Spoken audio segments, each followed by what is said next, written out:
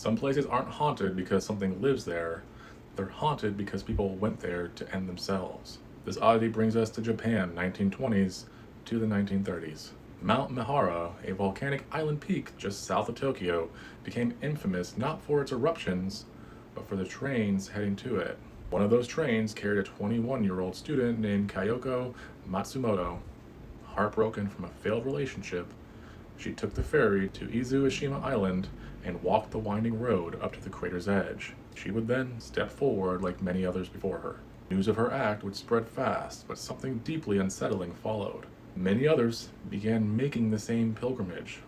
Within months, Tokyo's newspapers started advertising travel routes to Mihara for those who sought release. Train tickets were sold not as tourism, but as one-way trips. Locals would describe seeing crowds standing silently at the rim, sometimes dozens at once, just simply waiting for their turn. These were your local teachers, clerks, students, young lovers, holding hands, wanting a forever embrace or to escape something. Police couldn't stop it. In 1933 alone, more than 900 people had jumped into that crater. No one fully understood why Mihara became a magnet for despair. Maybe because the island was so isolated, maybe because Kyoko's tragedy got romanticized in newspapers as a dramatic last wish. But because of the droves of citizens heading here, the Japanese government was forced to intervene.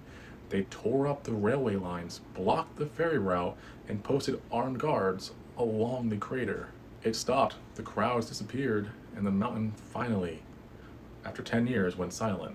Today, Mihara is marked as a scenic attraction, a hiking spot, and a place to take beautiful photos, in fact. But if you dig into the local history, they still acknowledge what happened here. A gorgeous place where hundreds of ordinary people walked quietly towards one exact spot and stepped forward without hesitation. Some mountains don't become sacred because something lived in them, but because people left their souls there. If you want more true crime stories where landscapes hold memories, you're in the right place. Can't wait to see you at the next one.